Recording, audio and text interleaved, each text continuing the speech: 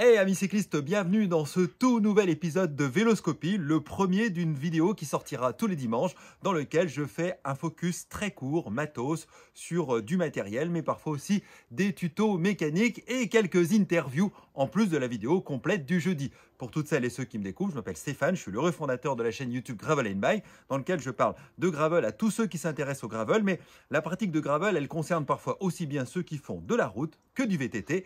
Et aujourd'hui, on va parler d'un accessoire de saison. En effet, quand vient l'hiver, chez moi il fait particulièrement froid et en dessous de 5 degrés, je trouve quand on commence à avoir les doigts de pied glacés et les doigts glacés, ça gâche vraiment une sortie vélo. J'ai essayé plein de sortes de gants différents et quand vraiment quand on approche les 0 degrés et parfois chez moi il fait des fois du -5, voire même des fois j'ai roulé à -10, et là il n'y a pas de bonne solution. Soit c'est vraiment les gants de ski, mais à ce moment-là on a une très mauvaise préhension de son cintre et puis des changements de vitesse. Donc la bonne solution c'est, et j'ai investi il y a très peu de temps, dans des gants chauffants.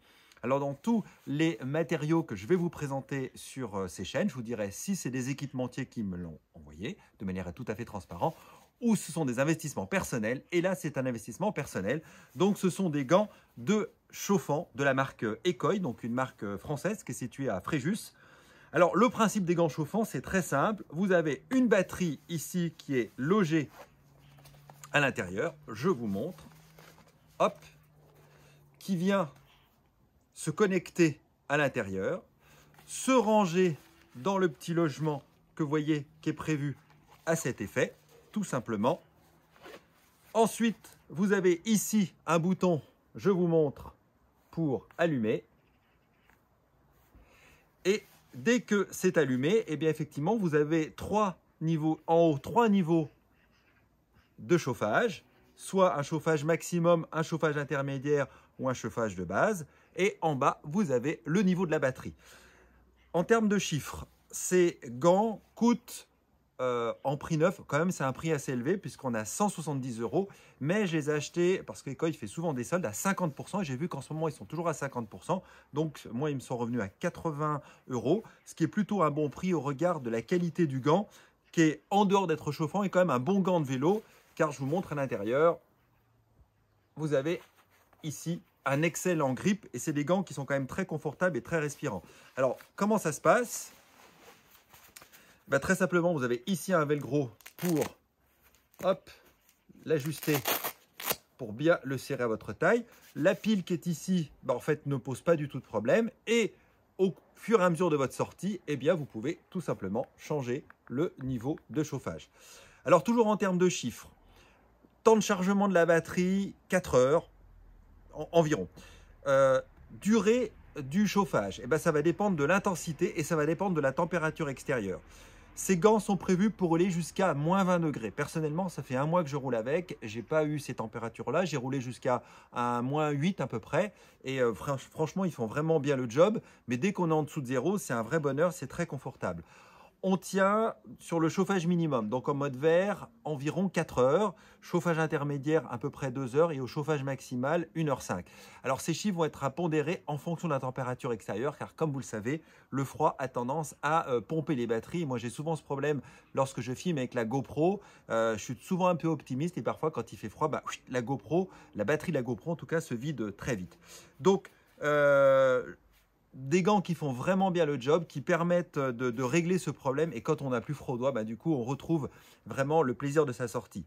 Alors la limitation, c'est en cas de forte pluie, Ecoy conseille d'arrêter en fait le système de chauffage. Alors ils sont étanches pour on va dire une petite pluie ou pour le brouillard d'hiver ou la bruine, mais si vous avez vraiment une grosse pluie, je pense qu'il est préférable de les éteindre. Je n'ai pas roulé sur la grosse pluie avec ces gants, donc j'ai pas eu l'occasion d'expérimenter ce conseil d'Ecoy, mais en dehors de ça, ils font plutôt bien le job.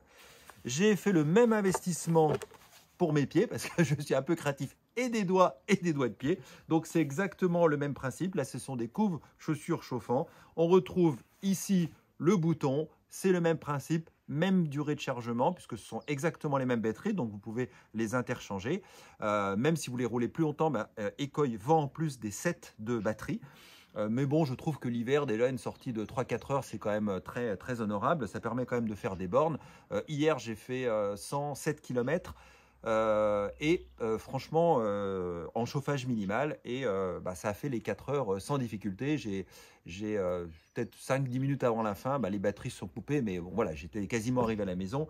Et puis l'inertie, on est quand même sur du néoprène, donc en dehors même du chauffage, c'est quand même des coupe-chaussures qui sont relativement performants. La limite, c'est toujours la limite des coupe-chaussures. C'est que premièrement, il vaut mieux éviter de marcher avec. Donc je vois les quelques fois où j'ai marché avec, je les ai abîmés. Donc ce qui veut dire que en mode gravel, faut éviter d'avoir des portions dans lesquelles vous aurez apporté votre vélo. Donc moi, je sais que l'hiver, je l'utilise uniquement sur des chemins qui sont roulants et je sais dans lesquels je n'aurai pas à marcher justement pour ne pas les flinguer. L'autre chose qu'il faut prévoir aussi, c'est quand même très ouvert dessous. Donc si vous avez des chaussures, et c'est souvent le cas, avec des trous sous les semelles de manière à favoriser une bonne ventilation, ce que je vous conseille, c'est de mettre des scotch afin de boucher les trous pour qu'il n'y ait pas d'air qui rentre. Et avec ces deux systèmes, tout simplement, vous les chargez comme ici sur, sur le secteur. Je vous dis temps de chargement 4 heures. Et ainsi, vous aurez tout à fait les mains et les pieds au chaud et j'ai envie de dire au sec pendant toute votre sortie. Je sais qu'il existe d'autres systèmes, il existe également des chaussettes chauffantes, il existe des semelles chauffantes. Dites-moi dans les commentaires quel système vous utilisez. Et puis on se retrouve dès jeudi pour une prochaine vidéo. Là, ce sera une vidéo test complet d'un vélo que vous attendez beaucoup. J'avais déjà fait le test du petit frère, le Triban, le 120. Et là, donc, ce sera le GRVL 520 qui arrivera dès jeudi. Je vous souhaite une excellente semaine, une belle journée de gravel. Si je vois que le soleil est en train de se pointer derrière le brouillard, donc je vais sans doute chevaucher mon vélo tout à l'heure. Et je vous dis à très bientôt. Ciao, ciao.